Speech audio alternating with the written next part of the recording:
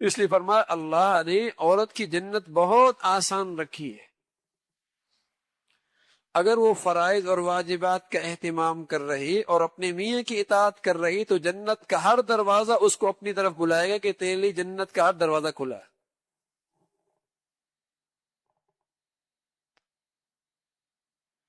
تو عورت کی سب سے بڑی سعادت یہی ہے کہ وہ اپنی میاں کی اطاعت کرنے والی ہو، خدمت کرنے والی ہو، اور اس کی خوشی کو اپنی خوشی سمجھنے والی ہو۔ اگر عورت یہ سمجھ لے کہ میرا میاں خوش ہو جائے تو ظاہر ہے پھر اس کی ماں کی بھی خدمت کرے گی، اس کے گھر کا بھی خیال رکھے گی، اس کی اور بھی ضرورتیں پوری کرے گی۔ تو عورت یہ سمجھے کہ اس کی سب سے بڑی سعادت یہی ہے، اور یہ بات ماؤں کی بھی ذمہ داری ہے کہ مائیں بھی اپنی بیٹیوں کے دلوں کے اندر یہی بات بٹھائیں، جب وہ گھر آئیں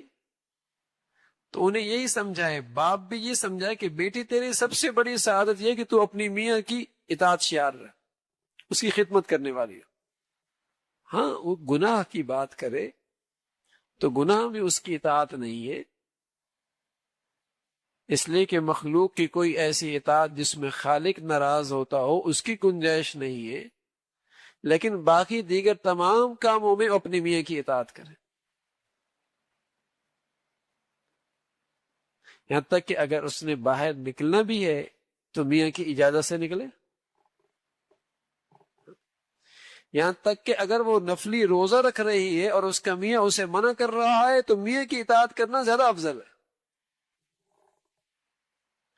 اگر وہ نفلی عبادت میں مصروف ہے اور میاں اس کو اپنی خدمت کے لیے بلا رہا ہے تو اس کی خدمت کرنا زیادہ افضل ہے۔ یہ عورت کی بھی ذمہ داری ہے۔ تو زندگی گاڑی ان دونوں پہیوں کے ساتھ چلتی ہے، دونوں پہیوں کے ساتھ، تب زندگی گاڑی چلے گی اور تب اللہ رب العزت ازواجی زندگی کو کامیاب کریں گے۔ وہ ہر وقت اس انتظار میں رہے کس طریقے سے میں اپنے میاں کے دل جیتوں اور کس طریقے سے میں اسے خوشی پہنچاؤں، اس کے لیے راحت پہنچاؤں،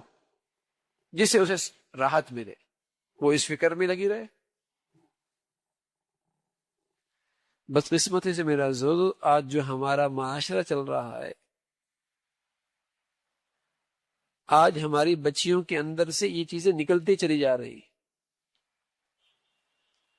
یہ چیزیں نکلتی چلی جا رہی ہیں، اور بعض بد نصیب لوگوں نے تو اسے تنگ نظری جسے کہیں کہ تاریخ خیال کہنا شروع کر دیا کہ عورت کو بند کر دیا،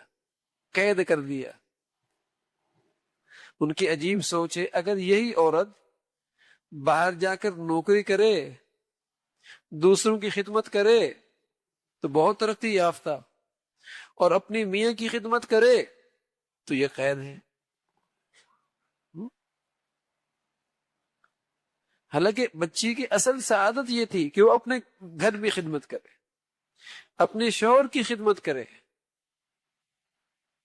لیکن آہستہ آہستہ اب یہ مزاج عورتوں کے اندر سے بچیوں سے نکلتا چلا جا رہا، ان کے گھر کا کام بوجھ بنتا چلا جا رہا ہے۔